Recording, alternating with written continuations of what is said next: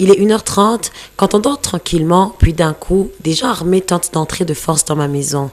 Ainsi, Willy Abagenzini Kindi, journaliste à la radio-télévision Renaissance, débute le récit de sa mauvaise aventure. Ces malfaiteurs ont utilisé de grosses pierres pour défoncer la porte de sa maison, continue-t-il, avant de lui prendre ses outils de travail. Et ils m'ont mobilisé dans la maison avec un kalachnikov sur ma tête. Et puis ils m'ont demandé où est-ce que j'ai mis mon portable et où est-ce que j'ai mis les cassettes d'un reportage que je venais de faire à la province de Moaro. Et du coup, je leur ai répondu que moi je n'ai pas mon portable sur moi, mais les cassettes je les ai. Et puis ils m'ont demandé où sont les cassettes. Je l'ai dit, ils sont dans les poches de mon pantalon. Et puis ils ont pris mon pantalon et ils ont pris les cassettes et ils sont partis. Willy Abagenzini Kindi nous a également fait savoir qu'il doute que ce soit des bandits armés puisqu'ils sont venus avec seul objectif de lui prendre ses objets de travail. Ils n'ont rien volé dans la maison. Et ils n'ont même pris des souliers, rien. Et lorsque j'ai donné les cassettes, ils sont repartis. Même son de cloche chez les voisins de Willy Abagenzini Kindi qui ont suivi, enfermés dans leur maison, ce qui se passait car ces malfaiteurs avaient déjà encerclé leur maison. Pour eux, ce sont des gens qui venaient attaquer Willy Abagenzini Kindi en tant que journaliste puisqu'ils lui ont pris uniquement ses objets de travail. Ces cassettes contenaient un reportage qui avait eu lieu à Moaro, un reportage qui avait été commandité par le Force. Vous saurez qu'un des voisins qui a tenté de secourir Willy Abagenzini Kindi a été également malmené par ces malfaiteurs. La population de la commune de Nyakabiga demande aux forces de défense et de sécurité d'assurer leur sécurité.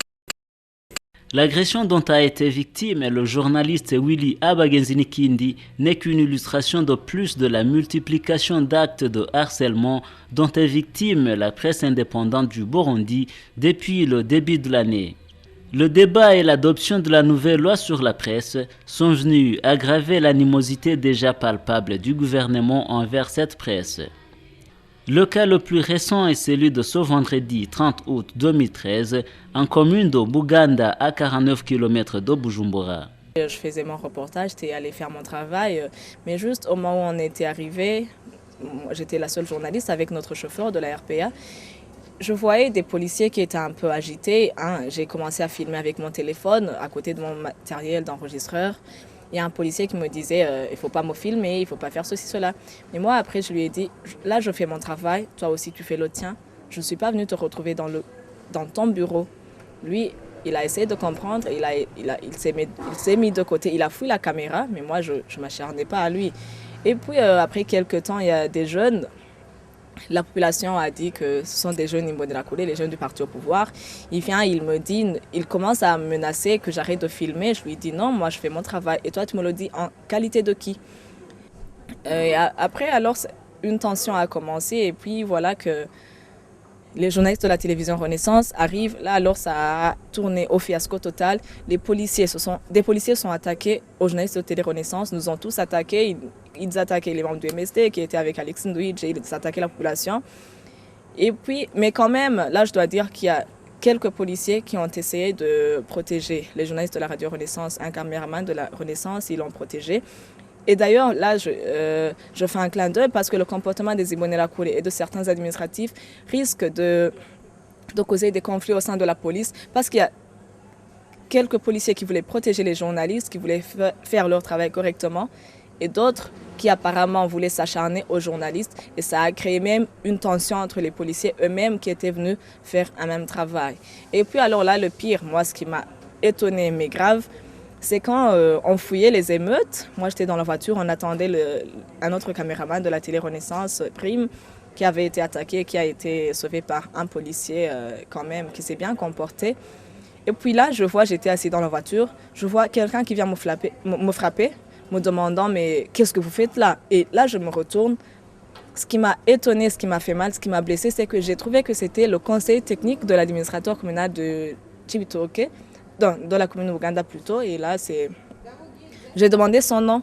Il s'appelle Alexis Sibomana. Moi, ça m'a étonné. Je l'avais vu quand Alexis Ndohidje négociait avec l'administrateur.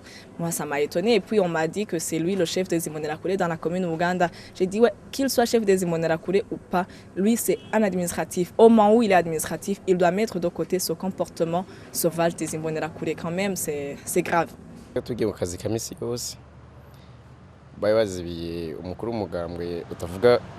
Nous étions dans notre travail quotidien quand le chef du parti MSD, un parti de l'opposition, était bloqué. J'étais en train de filmer en tant que caméraman à la télé Renaissance. Nous y avons rencontré quelques membres de la Ligue des jeunes dits Imbonerakure qui nous ont envahis puis nous ont battus. Ces membres de la Ligue des jeunes du parti CNDD-FDD dit Imbonerakure, ceci avec le conseiller de l'administrateur en commune Ouganda, ils nous ont battus et même empêchés de prendre des images. Nos matériels comme les cassettes ont été confisqués par ces gens-là. Nous avons été sérieusement battus. Il y a quand même ceux qui nous ont protégés contre l'agression de certains d'entre eux. N'eût été cela, nous y serons trouvés morts.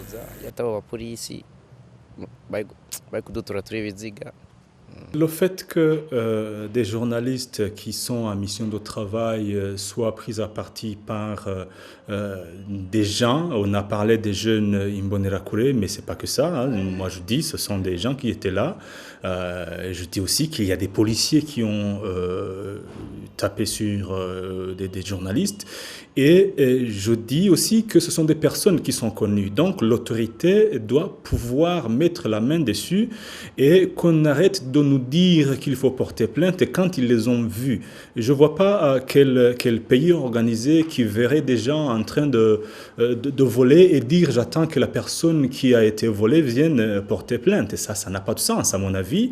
L'autorité était sur place, il n'a qu'à jouer son rôle. Les policiers étaient sur place, ils n'ont qu'à jouer le rôle. Et les policiers qui étaient là ont quand même un responsable. Donc, c'est quand même dramatique qu'on en arrive là. Alors maintenant, par rapport à la loi sur la presse, je crois qu'il faut interpréter la chose à l'inspiration des deux textes qui ont été promulgués. Souvenez-vous, il y a eu un discours politique. Quand les hautes autorités disent que ces jeunes-là doivent pouvoir aider la police à faire le travail de policier, quelque part, vous leur collez un travail normalement dévolu à une institution connue, à savoir la police. Donc, ils s'approprient les missions de la police. Et maintenant, il y a un texte qui sort, qui dit que les journalistes ne sont plus les bienvenus dans une manifestation qui n'a pas été autorisée. Ça veut dire ces jeunes-là, auxquels vous avez donné des compétences policières, même verbalement, s'approprient maintenant les missions. Et résultat, quand ils voient un journaliste, ils tapent dessus.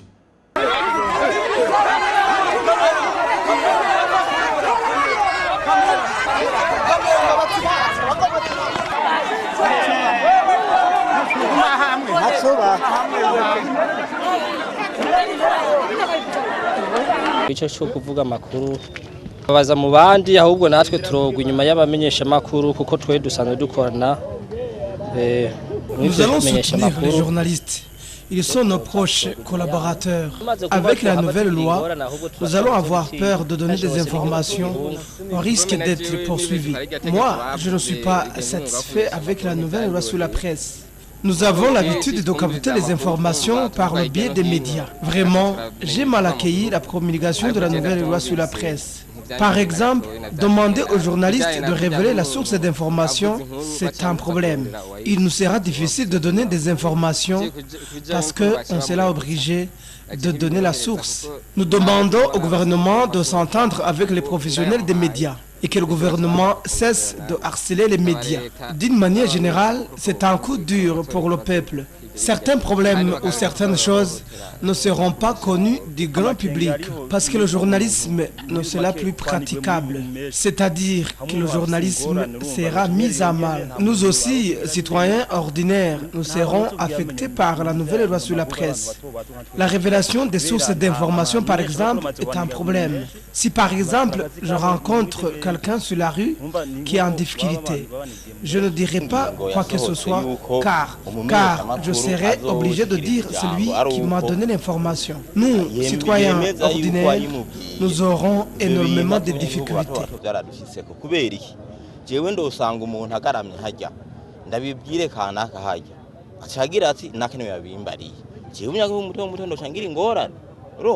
rero ku iryo jambo rero ry'abamenyesha amakuru kuri ko Imana twebwe abanyagihugu bato bato twibera hariya mu misozi tugihugira ingorane ejo barogutera mu nzu bakwice nturovuga ngo nabonye banaka ngo ari bo banyishe cyangwa ngo bameze gute urucunuma dushe duheruko nyene abaziko bashesha amaraso yamara ntibakurikiranywe